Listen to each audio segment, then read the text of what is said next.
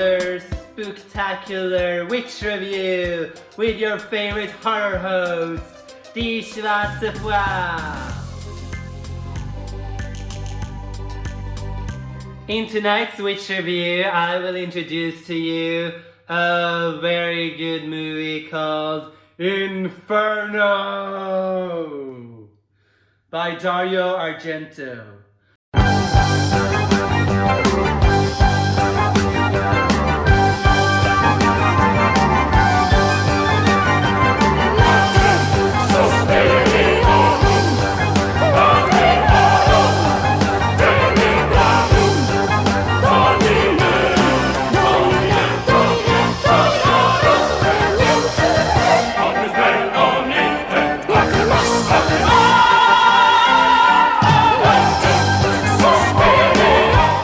Dario Argento is most famous for his outstanding movie Suspiria from 1977. This is the sequel to Suspiria called Inferno. And it is not as good as Suspiria, but it definitely deserves more attention. You could say it's one of those movies that people forget about. And that's why I have dug it up from its graveyard.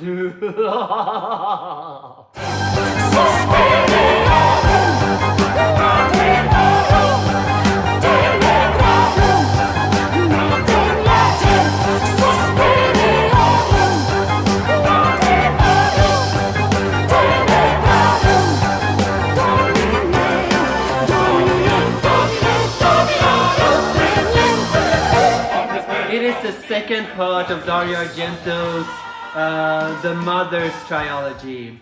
The first one was Suspiria, the second one was Inferno that we're going to talk about, and the third one is Mother of Tears that came way later in 2007 or something and doesn't have any of the aesthetics or quality that the first two has. Unfortunately, a big disappointment.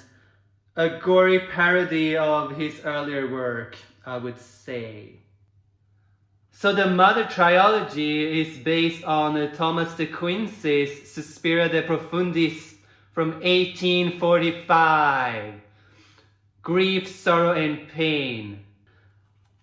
And this author was also making a more famous novel called Confession of an English Opium Eater. Very relatable. Sounds like a good read. Either way, the three mothers are Mater Suspirium, Mater Tenebrarum, and Mater Lacrimarum. The mother of sighs, the mother of darkness, the mother of tears. So the first movie, Suspiria, was about the mother of sighs and grief, Suspiriorum. And this one, Inferno, is about Tenebrarum, which means darkness.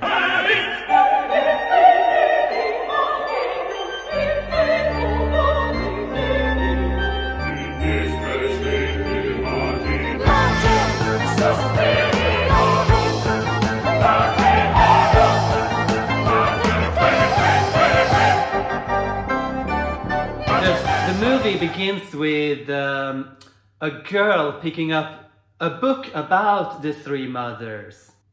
But this book says to her that there is one of these legendary witches are actually residing in New York. She's in New York right now, studying some God knows what.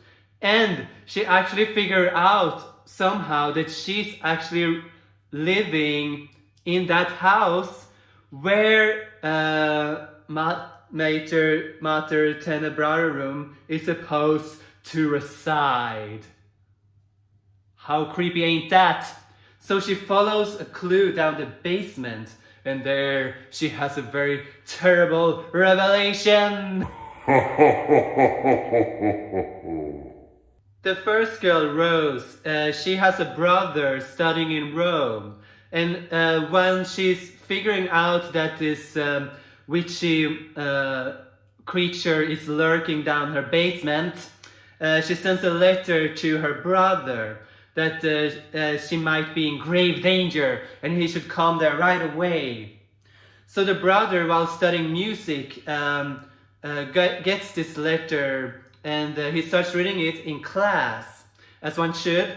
But he cannot continue to read the letter because there is this gorgeous looking woman glaring at him, seductive gaze. And at one time she's also petting a very beautiful cat in class, and no one else seems to notice this new weird student in class just glaring at him. It's some kind of witchery and magic going on here. He decides to leave his class and go directly to New York. His friend in Rome finds the letter instead, and she reads about the three mothers and are very curious, so she goes to the local library, which is a very, very amazing setting, and she asks the librarian, like, where can I find this book? And he's like, oh, it's right behind you. Look behind you, bitch. It's behind you.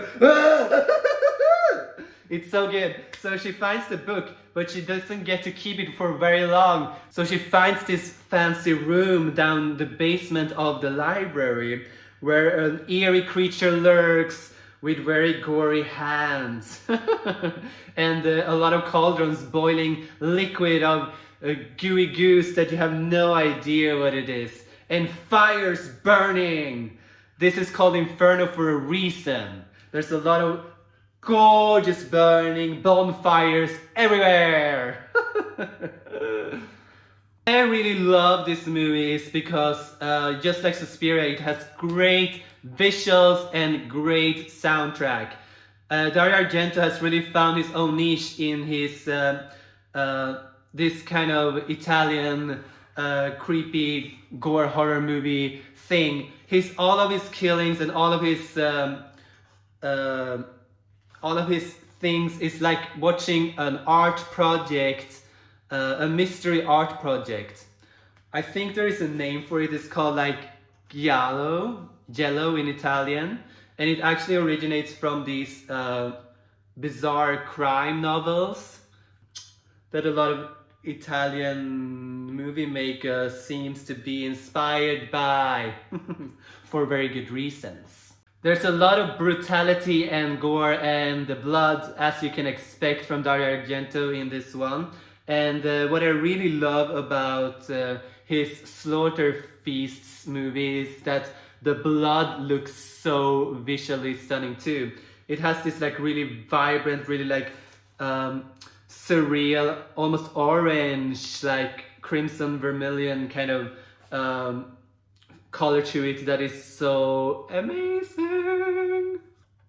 There are a lot of really fun killing moments in this movie. And one of my favorite scenes is when a girl gets attacked by cats. So there's cats jumping onto her from all directions, and they're really cute. And they're like really these bizarre close-ups of cats, and their eyes like going from sides to sides, and claws and teeth and all of those yummy catty pussy things attacking her all over the place. And you can actually see people like throwing the cats onto her. You can see hands throwing them onto her, and it's such a comical, campy moment, getting slit into pieces by cats.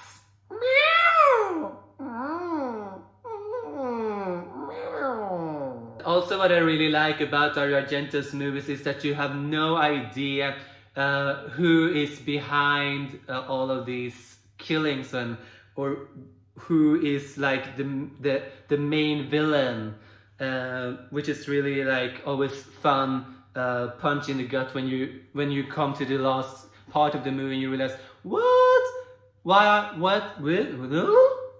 Oh, so this is what happened. It's so interesting. So it also has a lot of rewatch value. If you watch it a second or third time, I watched it like 5 times by now. I really like it. And the music by Keith Emerson, especially like the main theme, is so good. While shooting this movie, Dario Argento got a painful illness. He got hepatitis, it causes him a lot of pain during shooting. And for him, this is his least favorite movie, he said in some interview. Probably because he has a very painful memory of it.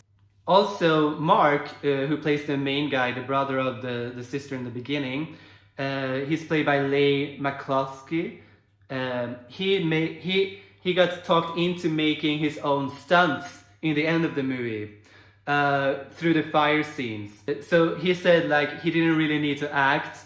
The fear was actual, quite terrifying.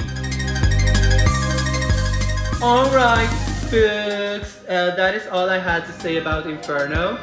It is all on YouTube, so you should definitely check it out if you haven't already. It is really underrated. It deserves some love from you, so go watch it right now.